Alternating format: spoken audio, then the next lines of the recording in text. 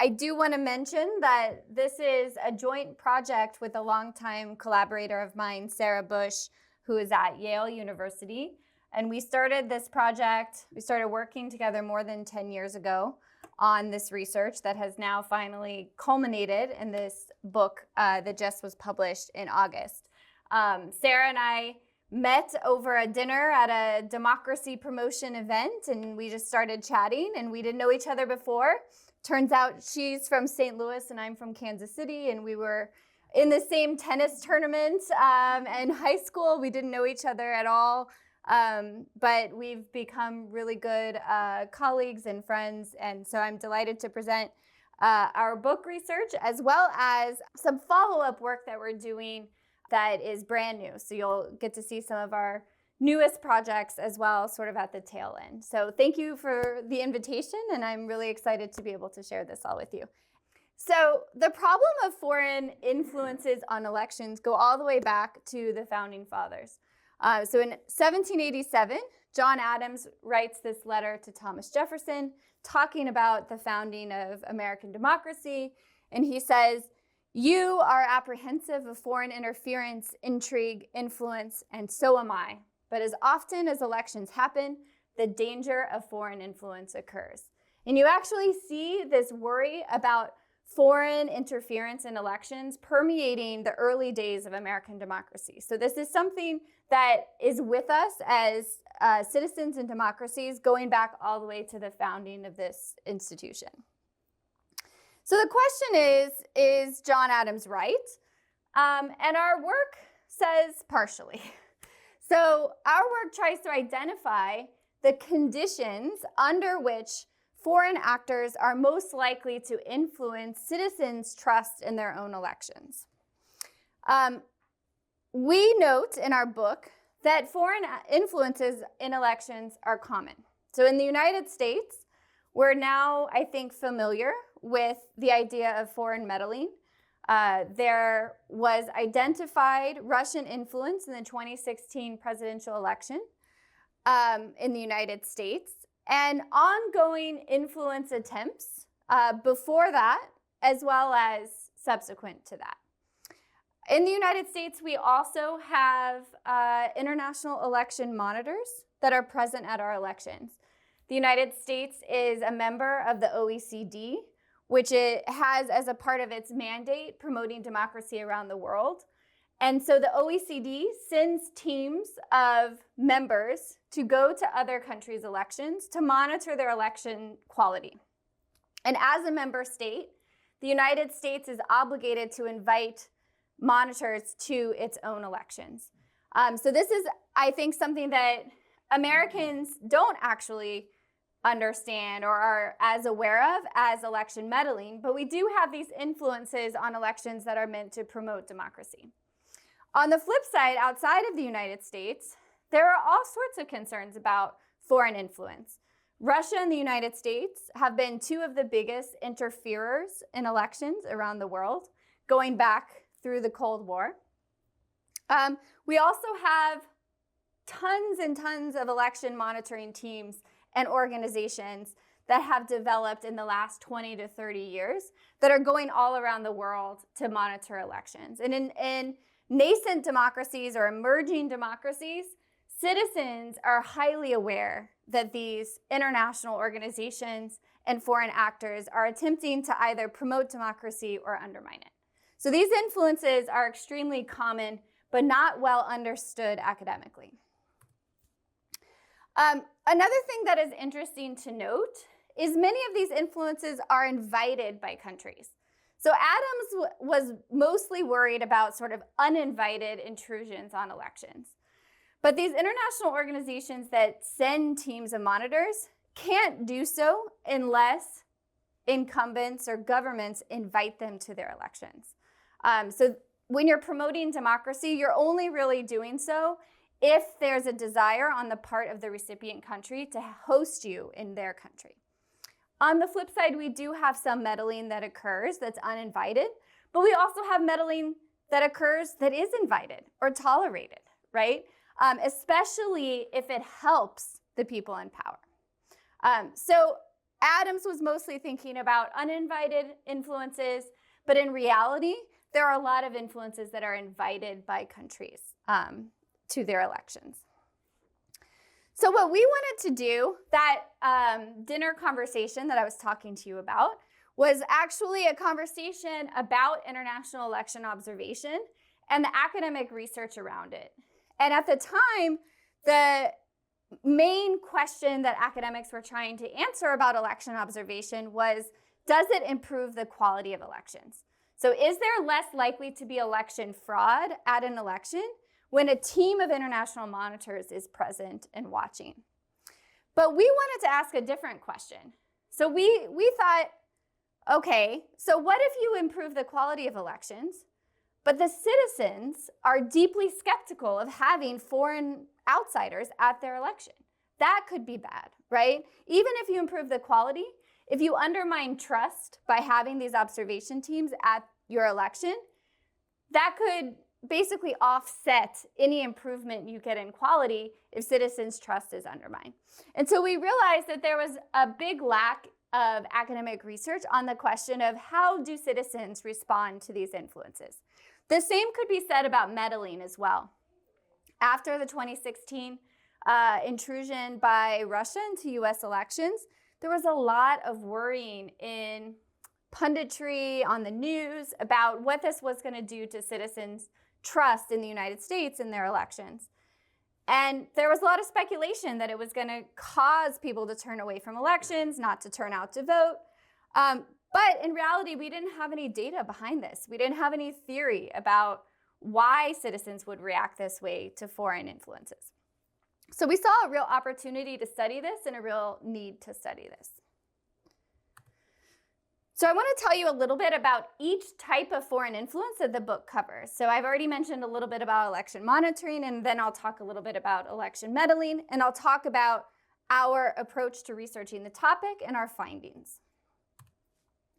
So here's a picture of what an election observation team might look like when they're observing an election. And I believe this was a team in Kenya in 2007. You can see on that gentleman's hat. I'm not sure exactly which observer group this was from, but there are lots of different election observation organizations out there. So I mentioned the OECD. We have 3 of the top high-quality, nonpartisan election monitoring organizations that are based in the United States but work globally. So the Carter Center, which is associated with former President Jimmy Carter, his organization does a lot of observation around the world and is regarded as one of the most high-quality organizations out there. We also have NDI and IRI, that's the National Democratic Institute and the International Republican Institute. These are organizations that are not actually affiliated with the Democratic and Republican Party, although sort of at the time of their founding they kind of were, but they both do very similar things internationally to promote democracy, including election observation. So when I mentioned high quality and low quality, what I'm talking about is the procedures that these observation teams go through. So election observation sort of started about 30, 40 years ago. And initially, these were international teams sent to observe polling stations. So actually how the vote was carried out on election day, and then how the votes were counted on election day. So you would have these organizations send teams out to countries, out to polling stations across the country, and observe how voting was carried out. You know, were there long wait times? Were people allowed free access to their polling stations? Was the voting booth private and secure? So they wanted to identify any potential attempts of fraud as well, so kind of stuffing ballot boxes or preventing certain people from voting or trying to buy votes from people as they were coming into the polling stations. And then after the polls closed, they would stick around and observe the vote count to make sure the vote count was done according to international and domestic law. Pretty quickly after this started, it became apparent that these observation teams, in order to really evaluate an election and whether it was free and fair, would have to go for much longer. So if we think about the election cycle as not just including the election day procedures, but also including things like voter registration, campaigning, access to the media, freedom of the media, other types of institution or legal regulations around elections. Observers realized that they needed to actually have a longer term presence in a country. So what you see is the high quality groups adjust to this reality, expend more resources, acquire more resources to send bigger and longer missions to countries to observe, so that they can actually comment and evaluate the entire election cycle in a country. What you see is these high quality groups then sort of split off from low quality groups, which continue to kind of send very small teams, continue to just only go around election day. And in effect, I'll get to this in a minute, we've even seen what scholars are calling the emergence of zombie monitors. So these are organizations that sort of exist in name only and are sent to countries or invited by countries that don't really intend to have free and fair elections, but want an organization with a democratic sounding name to rubber stamp or validate the quality of their elections. So in reality, these low quality groups are mimicking high quality groups in sort of name only, and then issue these glowing reports about fraudulent elections. So this is a very interesting dynamic that I'm starting to do research on as well, but I can answer some questions about that later. I won't talk anymore really about it here in this presentation, but I'm happy to talk about it. We're collecting a big data set of all these zombie groups, mostly because I just want to do work on zombies. Okay, so what we can see here, I talked a little bit about the timeline. So across time, this is the proportion of all elections in the world that have international observers present at them. So what you can see is, from 1945 to about 1980, election observation is very sporadic. It's not really happening in any systematic way. But then you see this really kick off in the late 80s. You see this huge uptick. And in fact, a woman named Susan Hyde, who was a PhD student here at UCSD and got her doctorate here and is now a professor at Berkeley, wrote a book about how in the late 80s, early 90s, election monitoring became a norm. It was basically a norm for states. If you were having an election, you were inviting international election monitors to your election. So that's how we get, in 2015, and including up till the present day, more than 80% of elections around the world have an international presence at them. And again, our question was, how are citizens reacting to seeing people in their polling stations that may look like they're from their country, but may look like me or look like somebody that is clearly not from their country? What do they think about the presence of these individuals at their elections? And moreover, what do they think about the evaluations that they're making? So if they hear that an international observer has evaluated their election positively, does that increase their confidence in the election? And then if they hear that an observer group has evaluated their election negatively, does that decrease their confidence? We want to understand these dynamics. And when we started this research, those questions had not been answered. Okay, so I mentioned the phenomenon of zombie monitors. So we also think this research that we started about public attitudes can help to answer this puzzle as well. So again, scholars started to document the phenomenon of these organizations that sort of existed in name only and came to rubber stamp the fraudulent elections of dictators. And we think that that is because of public opinion as well. That dictators or autocrats that have elections, they want to cheat at those elections, but they want to have the legitimacy that elections provide them. And they know that if their citizens think that they only won by cheating, that undermines their legitimacy.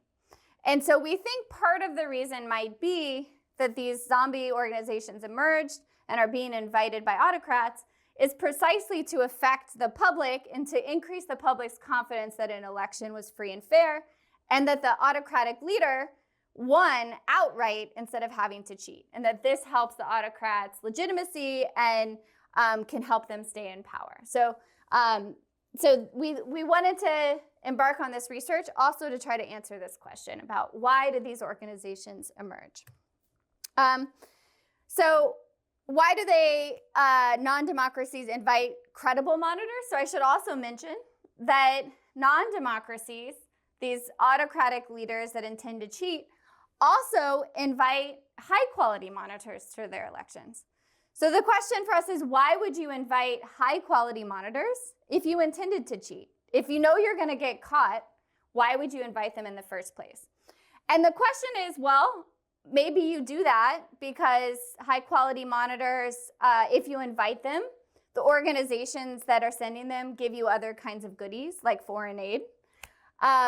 And maybe the citizens just don't really care what international monitors have to say. So it's not very costly to you from a domestic politics point of view.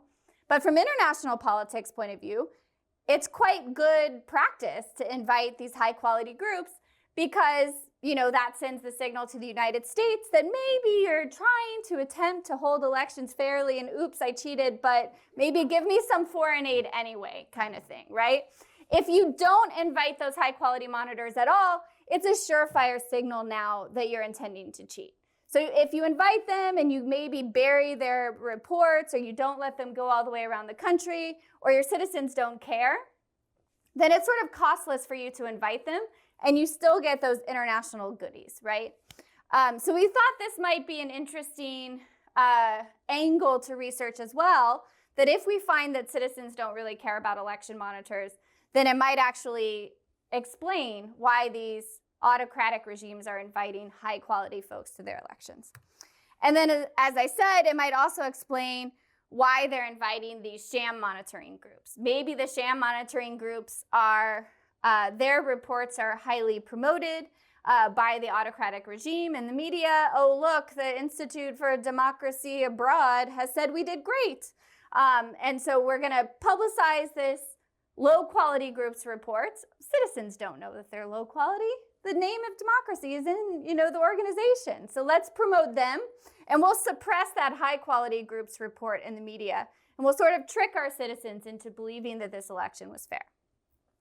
So these are some of the dynamics that we were interested in trying to figure out if they're going on among the citizens. Okay, so how did we carry out our research? As I mentioned, it was a long time. Our first field study took place in 2014 in the country of Tunisia.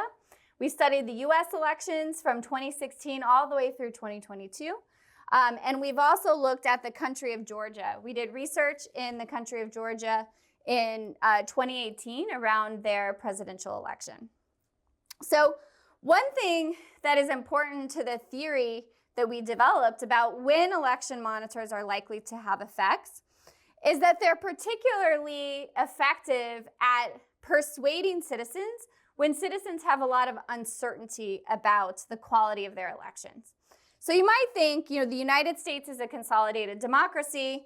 When we started this research in 2014, we thought the US would be a good case. Most citizens probably trust the elections here because we've been a democracy for a long time.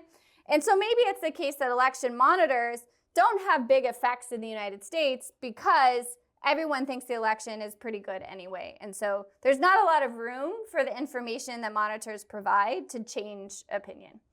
On the other hand, in a country like Tunisia, we studied their 2014 presidential and parliamentary elections, which were their first elections after the Arab Spring. So people in Tunisia had no idea what to expect out of their elections.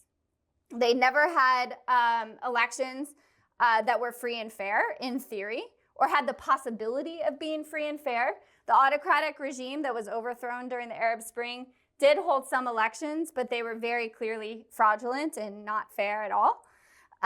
So we think in this situation for Tunisia was a very likely case for election monitors to be pivotal in convincing citizens that their election was of high quality, because there would be a lot of uncertainty about that fact. Georgia was an interesting case for us We coded them as a partial democracy. So they have some elements of democracy and then some elements of dictatorship. But the important thing actually is that they've had this status as a partial democracy for a very long time, over 20 or 30 years, I believe. And citizens there are sort of deeply skeptical about their elections. So they have pretty fixed opinions that their elections are pretty crummy. So they're kind of the flip case to the United States, which is, the United States has relatively high certainty that their elections are good, or at least they did when we started researching them in 2014. And Georgia's the flip side, where they have relatively firm beliefs that their elections aren't very good. And then Tunisia is our case in between, where there's a lot of uncertainty about the quality. So we surveyed the public in all three of these countries, and we informed people of the activities of election observers. So we wanted to tell them, election observers from different countries are at your election, and then ask them about how trustworthy they think their election results are or will be, and then whether they think the results reflect the will of the people. Okay. So our first finding is that we told people that election observers had observed the election and had either evaluated it positively or had provided a number of criticisms of the way the election is carried out. And what was interesting to us is that literally every country that we studied, every election that we studied, we couldn't move winners in any direction. If you supported the winning party or candidate at an election, you thought the election was amazing, and nothing we told you about the election changed your mind, ever, in any of our surveys. I think we surveyed more than 8,000 people across 6 different elections. Nothing changed their minds. But what's interesting and what's potentially problematic, actually, is that criticism from observers didn't weaken trust in elections among winners. And the reason this is important is because we actually want winners who now have the ability to make election reforms because they're in power.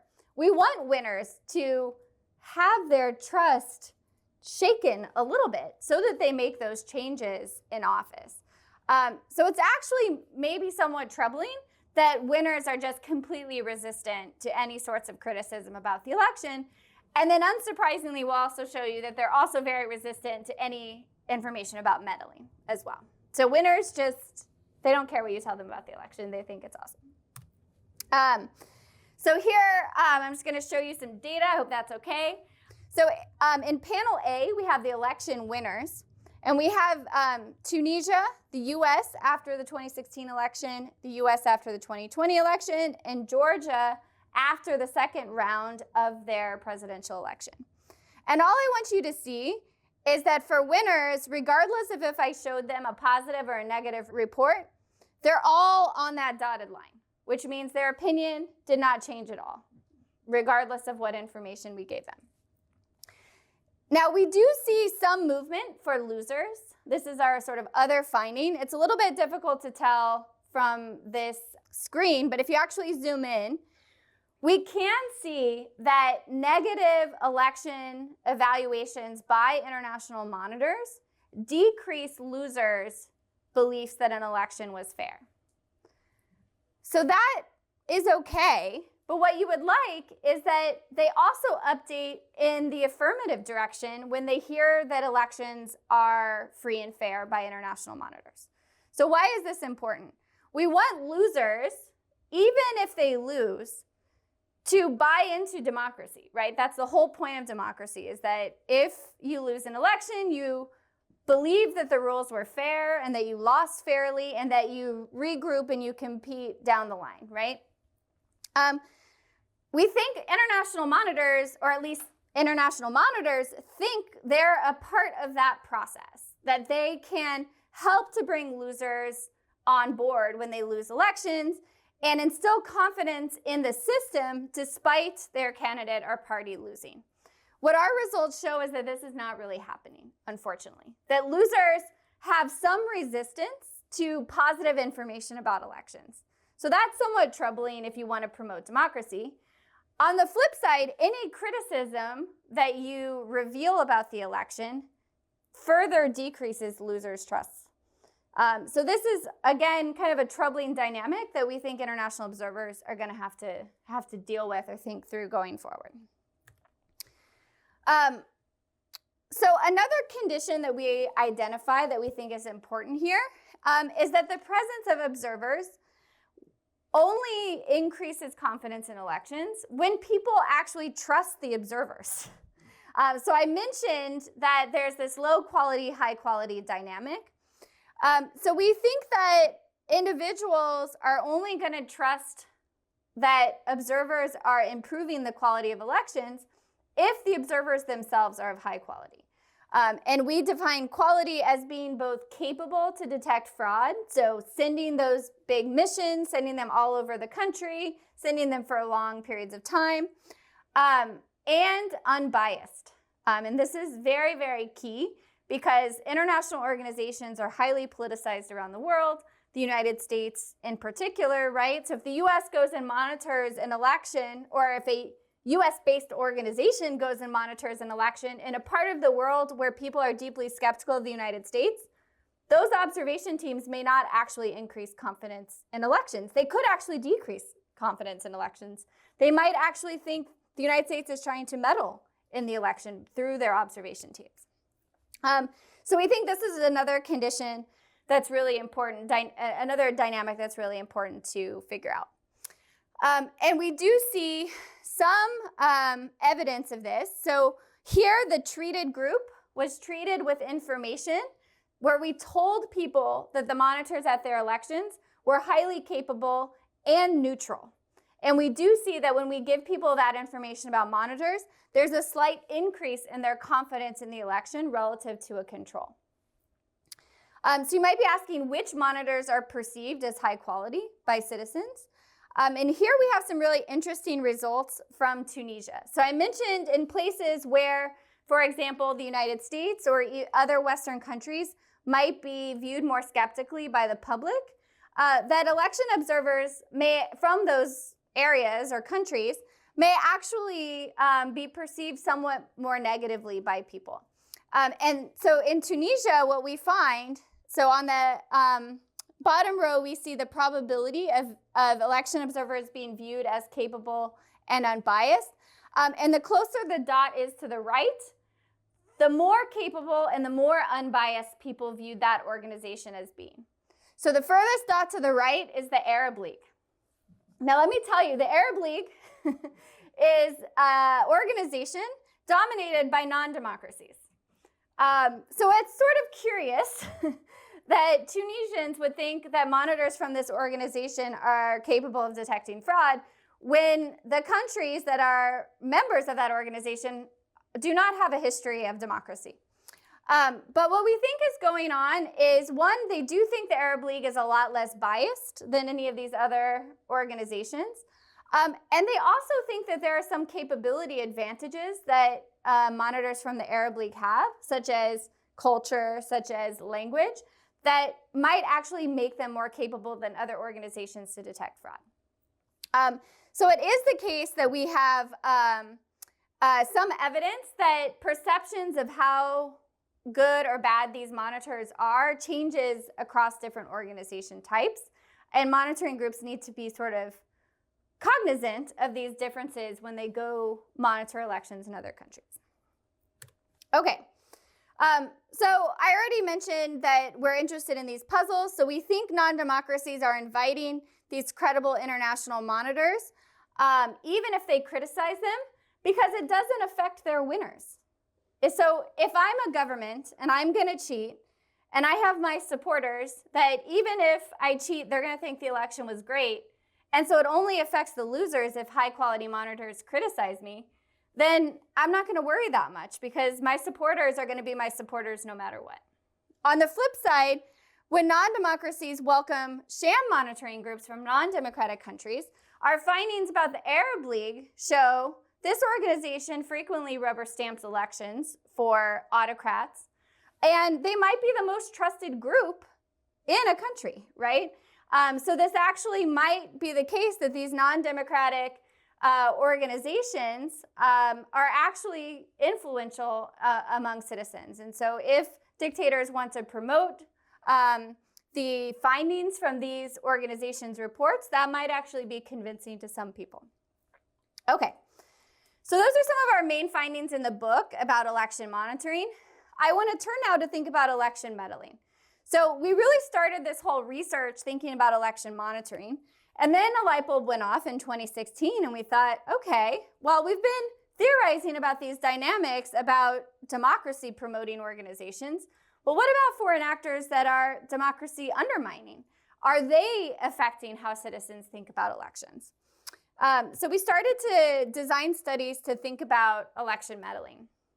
So we define election meddling in the book as occurring when a foreign actor seeks to tilt the playing field in favor of a specific candidate or party. So it could be, as we saw with the 2016 election in the United States, there was an attempt or an actual occurrence of providing information to one party that was thought to potentially harm the other party in the election. So that's a form that election meddling could take. There's the extreme of actually sort of stuffing ballot boxes. There's all sorts of creative things election meddlers can do. They can, insert, misinformation into media environments. That's another common thing that can be done. So election meddling can take a lot of formats. The important thing about election meddling, though, is it's frequently covert. So you might be asking, well, why are we even considering citizens here? Because citizens are likely to be not very aware of election meddling if it's occurring. Foreign actors normally aren't that overt about their meddling. Well, we think in some cases they are, because they actually want either their candidate or party to win, but they might also want to decrease trust in elections. I think that's something that we've seen speculated about around the US election, which is that Russia was actually fairly overt in their meddling in the US election. And some analysts have interpreted that as part of Russia's strategic goal in that influence attempt. So it was, well, I could either get my candidate to win, or I could kind of mess with democracy and then, make Americans deeply skeptical of their own government. And that would also be a win for us. So election meddling can be overt. We also think election meddling, even if it's covert, there can be rumors, there can be allegations of meddling. So it doesn't have to be the case that meddling is concretely known by intelligence analysts. It could be rumors, it could be speculation, it could be misinformation, and that could affect how people view their elections. So as I mentioned earlier, according to a data set collected by Dov Levin, the US and USSR meddled in about 1 out of 9 national elections between 1946 and 2000. So this was something that was relatively common during the Cold War, was to try to influence elections and help one's favored candidate or party win. Okay, so we think meddlers' effects are going to be similar to monitors' effects. The meddling may not lower trust in elections, except when meddlers are perceived as capable of swinging the election. So we go back to sort of the quality argument, right? So high quality monitors are the ones that influence the elections. Those are the ones that are capable and unbiased. In this case, meddling we know is biased, right? So we can kind of set that factor aside. But we do think meddling needs to be high impact for individuals to really be concerned about their elections. So we think that's going to matter for meddlers' effects. And again, we think the negative effects are going to be most common among losers. So recall, winners, you can tell them anything. They don't change the way they think about the election. Losers have more questions about the election, right? Their candidate lost. They thought their candidate was the best candidate, so why did they lose? Well, it's not because I was backing a bad candidate. It was probably something wrong with the election, right? So this kind of mentality can make supporters of losing candidates and parties more open to information about meddling or negative evaluations. Okay, so some of the interesting results that we've found, so we studied the 2016, 2018, and 2020 elections in the United States. 2016 and 2020 were presidential elections, 2018 was the midterms, and we had pre-election and post-election surveys in each of these time periods. And in 2018, we asked them again about the 2016 election. So not only did we ask them about foreign influence at the 2018 election, but we also asked them to reflect back to 2016 and if they thought there was negative influence there. What I like about these 2016 election progression is that Democrats become increasingly convinced that there was negative influence at the 2016 election, and Republicans become increasingly less convinced that there was negative influence. So this just suggests there's a politicization of even perceptions of meddling, right? We can also see this dynamic where before an election, the parties are relatively close. So if you look at the 2016 pre-election, Democrats and Republicans are closer together in their perceptions of foreign influence than after the election, where Democrats become more convinced that there was negative influence and Republicans become less convinced. So we think, again, there's a winner-loser dynamic that's sort of playing out in reaction to these potential instances of meddling. So these patterns are worrying. As I mentioned, democracy does depend on the loser's consent. And it also depends on the winner's commitment to the rules of the game. And we're finding that winners are not really taking on information that would lead them to electoral reforms that could potentially protect elections from foreign meddling and also increase the quality of elections. And we also find that losers are deeply skeptical and can be made more skeptical through foreign actors' assessments and foreign actors' actions.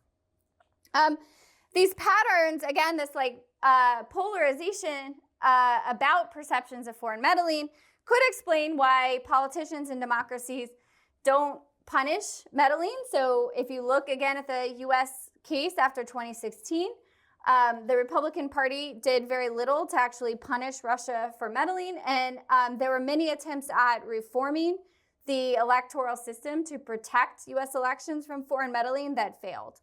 And so we do think that part of the dynamic that could be going on here is that if the winners expect to have an advantage through meddling, they may be less likely to actually initiate reforms that would protect elections. Okay, so why do we care about all this? Our research can also show that citizens' trust in elections matters for voting, and in particular, voter turnout. So if citizens think foreign influences are widespread and that their vote doesn't really matter, they don't trust the elections, they're going to be less likely to turn out to vote. There's also been a body of work that's shown that negative confidence in elections leads to more post-election protests and violence. So this is a concerning outcome that necessitates our research. And then finally, countries' trajectories in terms of revolution, democracy, violence, and stability can all be affected by citizens' confidence in elections. And I don't think I have to do much more to convince Americans than to show, a picture of the violent assault on the Capitol after the 2020 election on January 6th. So we really want to think about ways that we can increase citizens' confidence in elections where merited, bring losers on board if they think that elections are not trustworthy when they really are, and figure out ways to protect elections from foreign threats. So that is the direction that we're going next in our research, how to rebuild trust. And we actually have an op-ed that just came out in The Conversation that's talking about U.S. midterm elections and ways in which election reforms could be carried out in U.S. elections to increase citizens' confidence. So some of the things that we've looked at in our research, these are by no means exhaustive of how to rebuild trust. These are just things that, from a research perspective, we've looked at.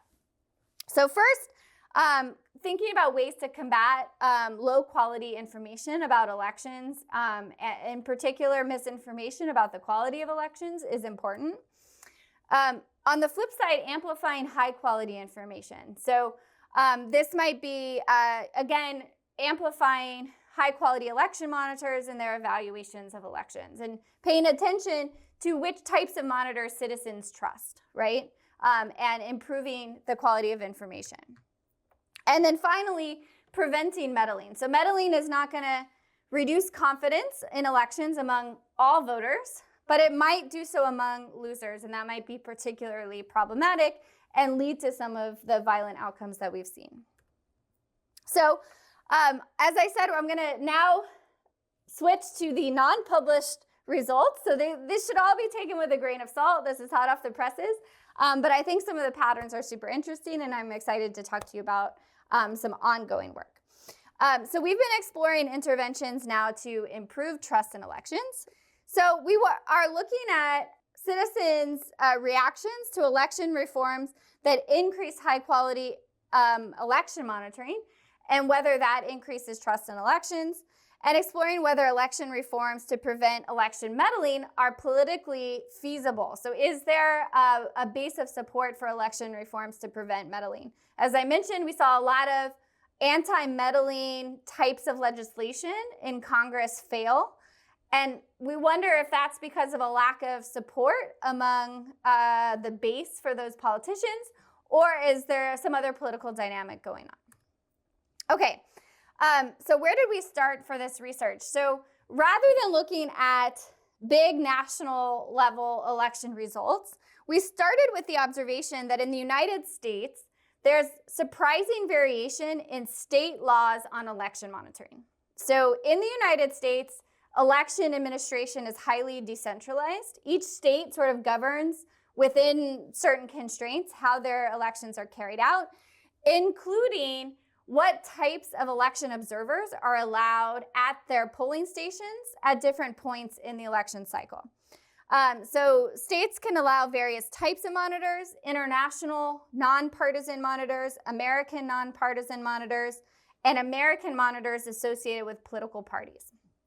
Not all states allow all three of these at all points in the election cycle. And in fact, somewhat surprisingly and out of step with good practice around the world, most American states allow American monitors associated with political parties, but restrict the nonpartisan, either international or American nonpartisan monitors. So this is an interesting observation, and we want to see how this plays out among citizens' trust in different states' election results.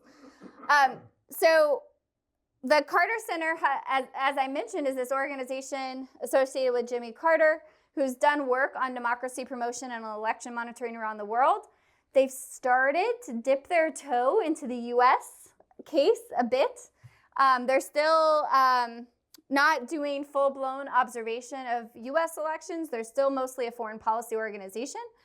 But they did produce this report combing through all states in the US's election laws and identifying which types of monitors are allowed in each state according to that state's law at different parts in the election cycle. I didn't reproduce the whole report here. I just wanted to give you an example of the type of variation. So you can see Alabama there only allows partisan citizen observers. So these are citizens affiliated with political parties, can get approved to go to election day, observe the counts, observe polling stations, can observe post-election procedures, and can observe pre-election procedures. But only partisan monitors, none of the other non-partisan types of monitors. On the other hand, you can see Arizona allows a more exhaustive list of monitors pre-election, but then only partisan monitors on election day and afterwards. And then you can see California and Colorado down there allow all types of monitors at all points in the election cycle. So this is just to show you there's a lot of variation. And our study that we just carried out around the midterm elections exploited the fact that there's this variation and gave people different pieces of information about 10 states in the United States and what types of observers they allowed. And what we wanted to see was if we tell people that a state only allows partisan monitors, do people trust that state's elections more or less than if we told them nothing at all about that state's monitoring laws, or if we told them about that other types of monitors were allowed? So I'll show you what those results look like. Okay, so we fielded this experiment around the 2022 midterms. We asked Americans about 10 different states' elections, and we randomly assigned our participants to hear about different monitoring types. So again, the outcome we're interested in is, does information about monitoring increase or decrease people's confidence in the elections? Okay, so these are the results. So on the bottom, you can see the far left is the control condition. So these people were just asked, do you trust the election results in Kansas?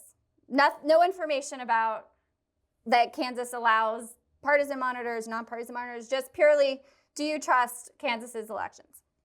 Then you can see some states we said allowed all three types: international, domestic, nonpartisan, and domestic partisan. Some we told different combinations, and some we just told them uniquely nonpartisan US monitors are allowed only, international nonpartisan monitors are allowed only, or just partisan monitors.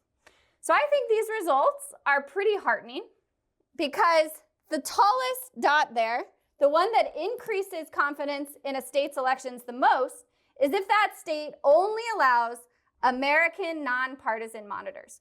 Far and away, that's the biggest confidence boost for a state's elections. On the flip side, the type of monitoring law that decreases trust the most is if you only allow partisan monitors. Okay, so there's a very clear desire or implication of these results, which is that if we were to suggest a change or an electoral reform to states, is that you should encourage nonpartisan observer groups to monitor your elections and potentially do away with these party observers, that those are decreasing trust in elections. So that's one potential implication from these results. We're digging more into them, but we thought this was a good sign for American democracy that nonpartisan observers increase trust. We thought through some of the challenges. It's important to note that the effect is similar for both Republicans and Democrats. So if we look in our data, both Republicans and Democrats' confidence in elections is improved the most when they're reading about a state that only allows nonpartisan US monitors, and it's decreased the most when they hear a state only allows party-affiliated monitors. So that's a bipartisan consensus, of which we have a few these days. So there's sort of two questions that I think, if we were to suggest this as a policy solution, how do we build up US capacity for nonpartisan election observation? So actually, we don't have this in the United States. This is actually something that other countries have a lot more of than the United States does. We don't have a ton of domestic-focused organizations that are focused on improving confidence in US elections. And then finally, all of this is great when people don't know very much about election monitors, but the question is, if this were to become a big solution that was talked a lot about in the news media, would it immediately become politicized and therefore lose some of its ability to increase confidence in elections? So I think figuring out those dynamics would be important if we actually wanted to implement this kind of change. Okay, so the final thing we are looking at is trying to understand the types of electoral reforms that countries are initiating to protect their elections from foreign meddling. So we also asked Americans in a separate study about their support for different types of electoral reforms to prevent foreign intrusions on elections. So we fielded a pilot experiment around the 2020 presidential elections. And again, in a, I think, positive sign for American democracy, there was high bipartisan support for these reforms. So let me just take like 5 more minutes here to talk to you about these anti-meddling policy dynamics, and then I'll close. So I mentioned some of the electoral reforms that had been attempted after the 2016 episode of Russian meddling. So there were tons and tons of hearings about election meddling at the 2016 election. During a Senate hearing in 2019, so these were hearings that were ongoing into 2019 about foreign meddling, and in particular about what the U.S. should do about it. So Senator Coons asked Attorney General Bill Barr, going forward, what if a foreign adversary offers a presidential candidate dirt on a competitor in 2020? Do you agree with me that the campaign should immediately contact the FBI? So right now, this is not something that is required according to U.S. Election law. So from what I understand, Bill Barr hesitated but did say yes. So he was, yes. That picture may or may not be directly linked to this hearing, so just, it was more reflection that it was reported there was some hesitation, and I thought that looked like a picture of him hesitating. So he did say yes, but there was some hesitation that I think is reflected more generally in, again, the political dynamics after 2016 for people associated with the Republican Party that benefited potentially from that Russian influence at the time. And again, these dynamics that are winners of elections that win because of some help from a foreign actor, are they really then going to take steps to prevent future intrusions in elections? And so I think these were the topics of conversation during this immediate period after the 2016 intrusion. So here's just a smattering of some of the attempts to pass anti-meddling bills. So we had the Foreign Influence Reporting in Elections Act, which was the subject of that 2019 hearing. There was the Securing America's Federal Elections Act, Stopping Harmful. All of these have like cute little acronyms. All of these had different policy interventions associated with them, and I'll show you some of the questions we asked, which give you an idea of the kinds of reforms that these bills were trying to enact. And there's lots of variation around the world as well. So we're actually doing this project not just to study US elections, but trying to understand globally what countries are doing to protect their elections from foreign meddling. So we are in the process of building some theory. We think these election reforms are most likely to occur when the threat environment is high. So if a country doesn't perceive any threats to their election, they're less likely to actually try to pass any of these reforms, which makes sense.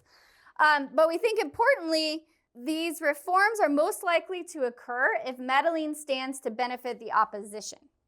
So if the party in power thinks they're going to benefit, they're not going to enact these reforms, even if the threat environment is high, because the threat benefits them. If the threat environment is high, but it benefits the opposition, that's when we're going to see countries start to act. So that's what we're trying to understand in our data.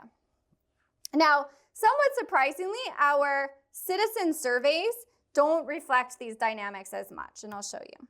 So we did this pilot experiment where we asked people to imagine the 2024 presidential election, and we said, a bipartisan group of legislators or a group of Democratic legislators or a group of Republican legislators has proposed a new bill designed to defend U.S. elections from foreign influence. So they were asked to imagine this hypothetical scenario, and then they were asked to give their opinion on some of the changes that the election law proposed in the bill. So these questions reflect some of the changes in reality that had been proposed since the 2016 election. So what do these anti-meddling reforms look like? So it could be rules about campaigns reporting contact with agents of foreign governments. Could be restrictions on political campaigns from taking money from foreign entities. It could be restrictions on campaigns communicating directly with agents of foreign governments. And then finally, we suggested there could be a new spending proposal to allocate $1 billion to increase cybersecurity operations designed to detect these kinds of attacks that might affect U.S. elections. So we look at these responses individually to each of these questions, and then we also just create an average over all of them to see kind of what the average level of support for these kinds of reforms are. Okay, so here's the good news. Each of those questions, you could either strongly oppose, somewhat oppose, neither support nor oppose, somewhat support, or strongly support. And it looks like for each of those types of policies, American support is quite high, right? So we have more than half for almost each of those things are strongly supporting, with another good 20 to 30% somewhat supporting, and another 20 to 30% neither supporting nor opposing. Said another way, very few people are opposing these reforms, right? So this seems to have a good level of support. And interestingly enough, when we break it down by Trump supporters and Biden supporters, it doesn't matter who proposes the reform, right? The support is high and pretty stable, no matter if it's a bipartisan group, a Democratic group, or a Republican group. You can see from the red bar that Trump supporters have slightly lower support for these reforms than Biden supporters, but it's not hugely different. There's still pretty good bipartisan base of support for these policies. Okay, so support for reforms to protect elections from foreign threats appear high in the US, regardless of who proposes the legislation, which is good news for protecting US elections. Some other results that I didn't mention showed that actually these results held regardless of who we told them benefited from the meddling. So that's also surprising and good. And then finally, the threat environment seemed to matter, but only for Trump supporters. So I told you Trump supporters' support for these policies was somewhat lower than Biden supporters. But when we told Trump supporters that there was a big threat from foreign adversaries, their support jumped up to the level of Biden supporters. So it looks like there's high levels of support and that it's responsive rationally to outside threats. Okay. So going back to this idea that citizens' trust in elections matters for voting, protests, and countries' trajectories, we want to do things to improve confidence in elections.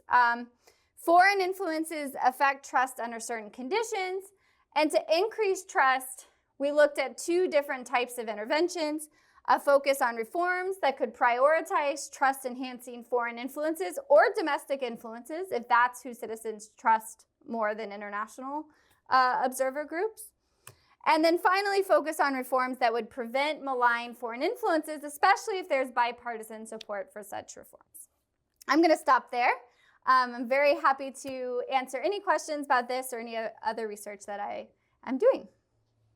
Thank you. Thank you. Thank you.